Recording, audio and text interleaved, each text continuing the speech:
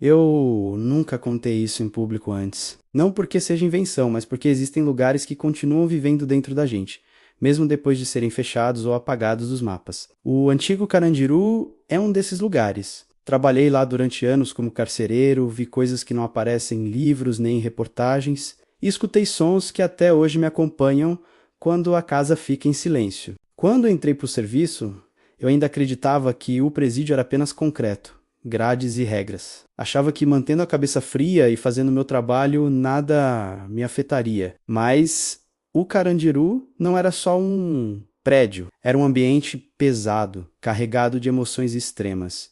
Medo, desespero, raiva, arrependimento. Tudo isso parecia ficar impregnado no ar, nas paredes, no chão. O cheiro era algo difícil de explicar. Mesmo depois de horas em casa, ele não ia embora. Eu chegava e parecia que ainda estava lá. Minha esposa dizia que eu ficava distante, calado, como se uma parte de mim não tivesse voltado do turno. As noites eram sempre piores. Durante o dia, o barulho constante mascarava muita coisa. À noite, o silêncio revelava tudo. Cada passo ecoava de um jeito estranho. Às vezes, eu parava no meio do corredor e tinha a sensação clara de estar sendo observado, mesmo sabendo que não havia ninguém ali. No começo, achei que fosse apenas o cansaço, a mente pregando peças, mas os episódios começaram a se repetir, e não só comigo. Colegas antigos, gente que nunca teve medo de nada, passaram a comentar em voz baixa sobre coisas estranhas. Portões que rangiam sozinhos, rádios que chiavam sem motivo, lanternas que piscavam apenas em determinados trechos. Em uma madrugada fria, eu fazia ronda sozinho em um dos pavilhões mais antigos. O local estava praticamente vazio. De repente, ouvi um som metálico repetido, como se alguém estivesse tocando levemente nas grades, uma após a outra. O som não era forte, mas era insistente. Caminhei até o final do corredor. Conferi todas as celas. Estava tudo fechado, silencioso. Quando virei para voltar, o ar ficou pesado, gelado, e senti um aperto no peito difícil de explicar. Naquela noite, tive certeza de que algo ali não seguia regras normais. Com o passar do tempo, certos acontecimentos marcaram definitivamente o lugar.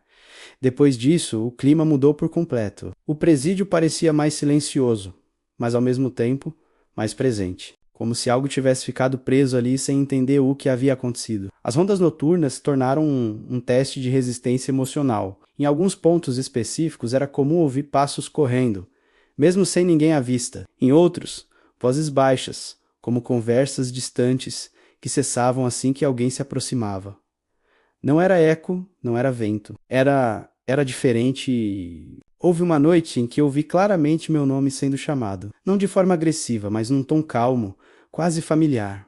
Parei na hora, olhei ao redor, não havia ninguém. Aquilo me deixou abalado por dias. Um colega pediu transferência depois de afirmar que viu figuras paradas no final de um corredor, observando em silêncio. Outro começou a ter crises de ansiedade e nunca mais voltou ao trabalho. Aos poucos, muitos foram saindo, e os que ficaram aprenderam a não comentar muito. Quando anunciaram que o presídio seria desativado, achei que tudo aquilo iria acabar. Pensei que ao esvaziar o lugar, aquela energia estranha também desapareceria. Mas aconteceu o contrário. Durante o processo de fechamento, os episódios se intensificaram. Era como se o próprio local estivesse reagindo. Na minha última semana ali, resolvi fazer uma ronda final sozinho.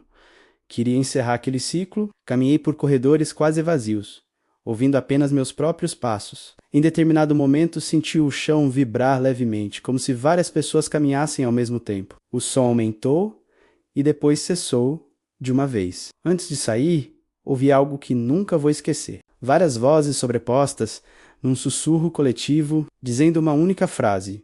Você sabe, saí daquele lugar sem olhar para trás. Nunca mais voltei. Hoje, muitos anos depois, ainda sonho com corredores longos, portas se fechando e passos atrás de mim. Às vezes acordo no meio da noite com a sensação de que alguém está parado no quarto. O Carandiru ficou no passado, mas o que se formou lá não desapareceu por completo. Existem lugares onde tantas histórias se acumulam que o tempo não consegue apagar tudo. E aquele lugar nunca ficou realmente vazio. Se você chegou até aqui, saiba que existem espaços que guardam mais do que lembranças. Eles guardam ecos. E alguns ecos continuam chamando Se você gosta de relatos reais, histórias sombrias e mistérios que vão além do que é explicado, se inscreva agora no canal Arquivo Sobrenatural. Deixe o seu curtir e ative o sininho para não perder nenhum novo relato. Aqui, histórias esquecidas continuam sendo contadas.